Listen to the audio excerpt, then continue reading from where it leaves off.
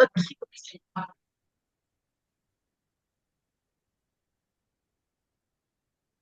Well, hi, good afternoon. Tell us your name and the career that you have chosen to follow. Okay.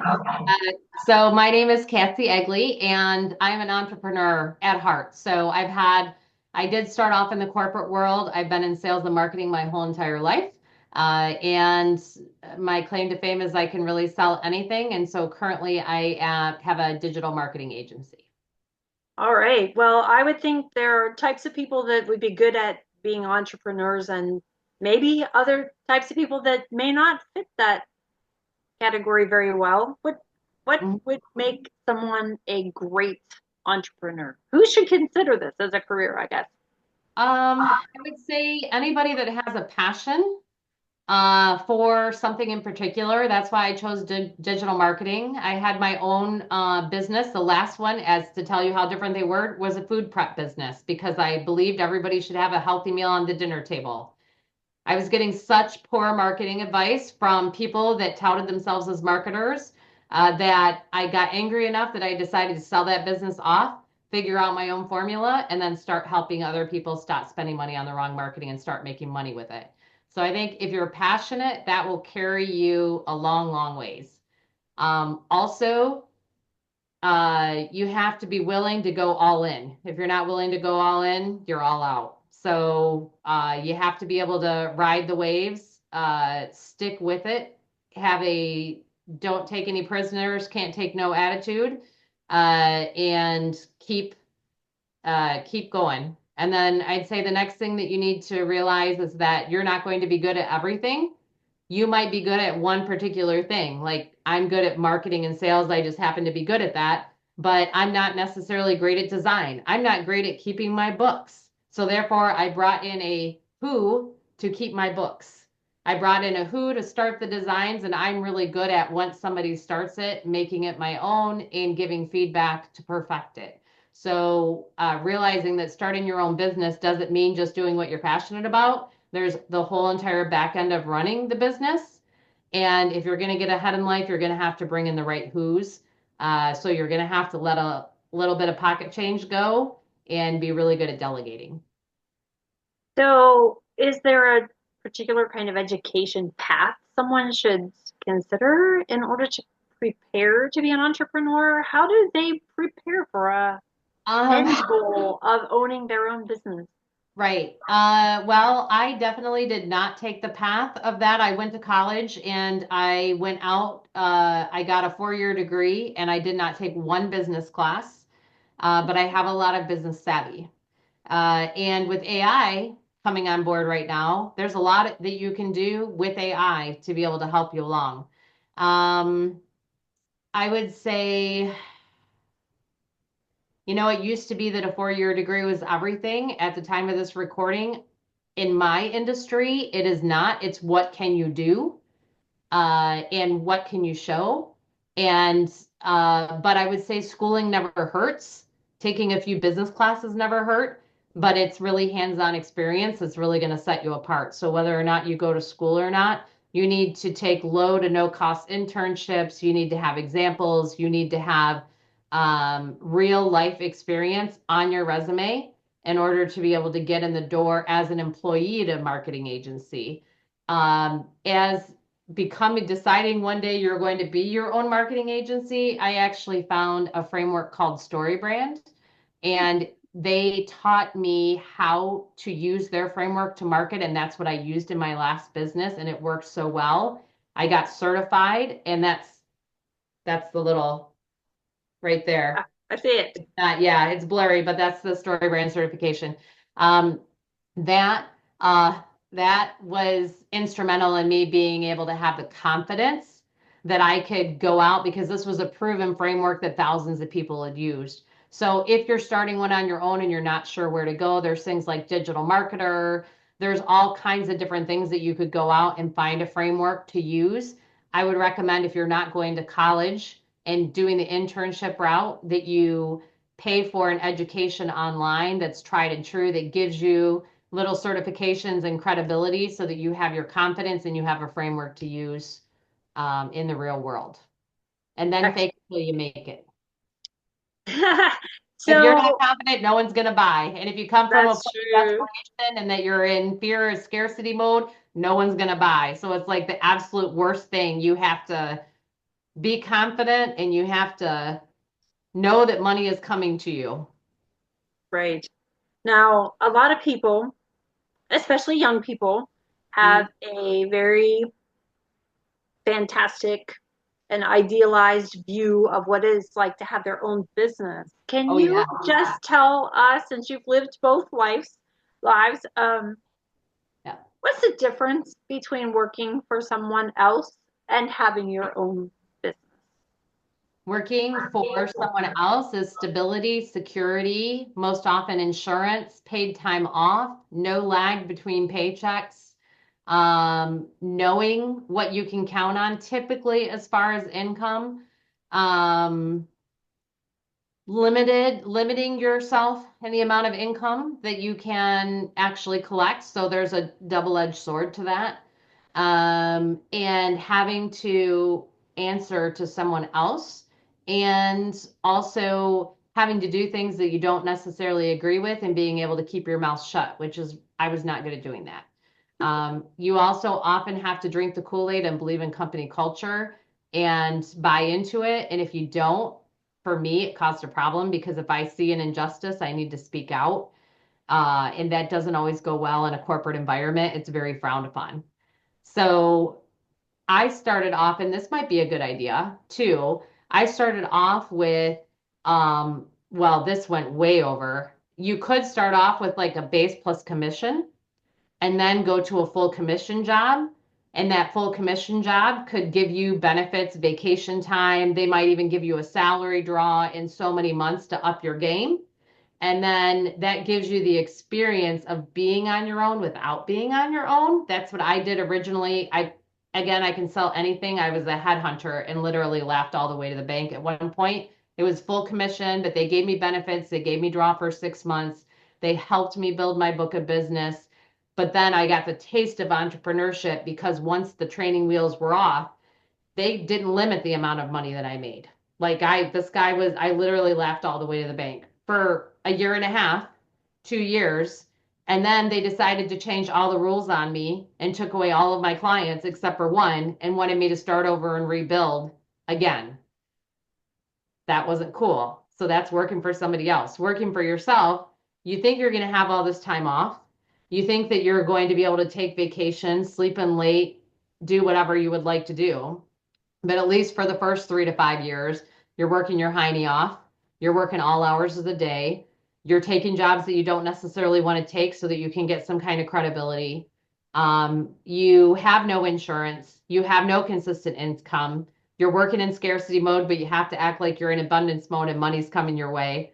You have constant fear that you are an imposter and that somebody else is doing it better than you. And you have to overcome that and know that that's truly not the case. Everybody else is faking it until they make it as well.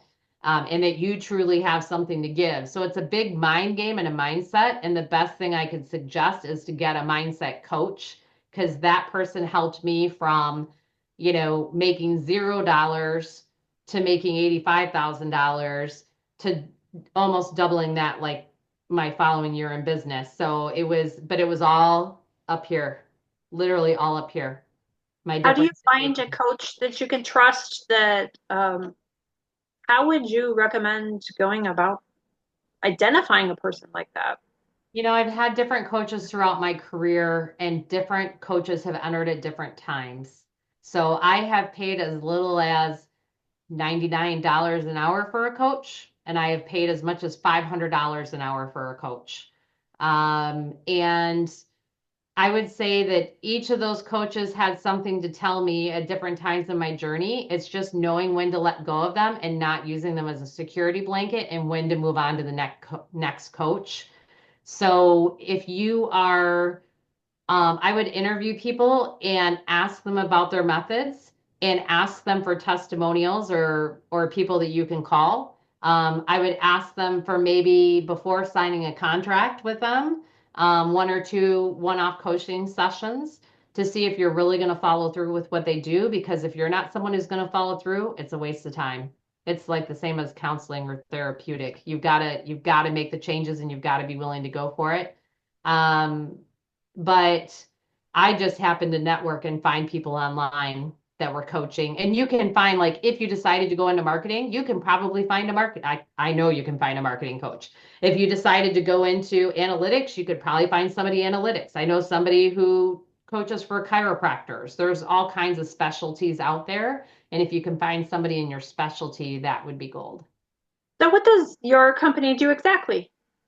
So What are you marketing? we're straight. Well, I've got two different businesses. One now. One is straightforward consulting and marketing. If you can't tell, I'm very straightforward, which is why I came up with a name. And I tell my clients what they need to hear, not necessarily what they want to hear. So that takes a special breed as to somebody who's going to be willing to talk to me and work with me, because there is no hand holding. There's only truth talk here. But that one, I started off doing story brand copy, if anybody's interested in marketing, Building a Story Brand by Donald Miller, they can reach out to me. If I have a free copy, I'll give them one from Kindle. Sometimes I get those. But that's the framework I use. Started off just doing copy, then I started doing websites. Then I got into the website design and development as well as the copy. That got me into search engine optimization. And then that got me into creating lead generators and then also doing email campaigns and social media. And that just led me into doing advertising campaigns. So I'm really a full stop. I also do strategy because I have a lot of real world experience. So I do strategy with people a lot as well. The other business that I just opened is Taboo Digital Marketing. People will always tell you the riches are in the niches, and niching down actually makes you more successful, even though it scares the heck out of you.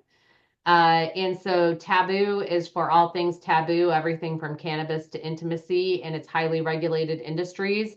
And there's a lot of tricks to that trade, and you have to know what you're doing, or you can get a store shut down, but you can get paid very well for it. So I'm in the process of transitioning that direction. Very good. I'll do the So, same thing, but just for a niche, basically. Yep. right. So I would think the business classes would be helpful if you know you're going to start a business, but most of the entrepreneurs I know never set off to own their own business. It's No, sort of something that happened. So for you, it seems like there were some negative obstacles at your existing workplace, which drove you to be creative and make your own solution. Do you think that's the typical way people become entrepreneurs? I think a lot of times people think, heck, if I'm going to get, I'm trying to think of a nice word to say, or appropriate, if I'm going to get used and abused by my own boss and get paid this piddly wage, and you're in your mind thinking they make all this money, I can just go out on my own and do this. I think that's why a lot of people do. I honestly thought every single time that I was really good at sales, followed the same trajectory. Didn't know what I was doing at 6 months, finally figured it out. Within a year and a half, became the top sales paid salesperson. Within 2.5 years, they would redo my commission structure so that I made less money and they made more. I'd get mad and I'd go to my next job. So I was like, hey, if people are going to keep using me and spinning me out, I can do that to myself better than anybody. And I might as well just keep all of the money that I make. I will tell you, I made much less my first venture, and I couldn't let it go because it was my baby and I created it. And I was blood, sweat, and tear in it 85, 90 hours a week. I sacrificed my health, and I was making like 25 to 35,000 a year. So know when to quit and to I choose something actually was else. going to say that. It doesn't It's mean important. it doesn't mean you're not a good entrepreneur. It means that I picked the wrong thing. It was a food prep business. You have to have multiple of those, and you have to have some nice backing. So going over to digital marketing, like I said, you could be making a few $100,000 a year, have very little overhead, work from your home, and rake in and keep the rewards for yourself. It all depends on really what you choose and really choosing it wisely. And also, if it's still around or if it's in your country, they had SCORE is for small Yes, businesses. yes. And they were classes where you went in and they gave you a reality check. Are you willing to work all these hours? Are you willing to go without insurance? Are you willing to risk your house to build out a storefront? And my answer was no, no, no, no, no, until I found the right passion project. And then the answer was, yep, I'm willing to risk it. Now, like I said, that one was not a good move. But I did it for 14 and a half years because I couldn't say die because I can make anything work. So, But but I almost didn't said die. didn't that 14 years help create you as you are now Yeah. with a better perspective on how to be a good entrepreneur? Yep. And my marketing and my brand strategy. So I Yep. think Cool. um, you're a good example of never give up, Yep. If the first redirect, the tree needs refocus, tries by again. recalibrate if you have to, and keep Yep. on going. So, Yep. Cassie, you've been a delight. It's been fun So, getting to know you better. If someone should see this video and be really interested in getting a little bit more advice from you, would you be willing to yep. communicate with them? Yeah, for sure. Yep. We would Always happy appreciate to pay it forward and to, give advice, whether it's wanted or not. whatever. All right. Well, thank you so much for your time. It's been so Sure. fun, and best of luck to you in whatever you're doing the rest of the day and tomorrow and the rest of this week. Yeah. Thank you. All right. Thank you. All right.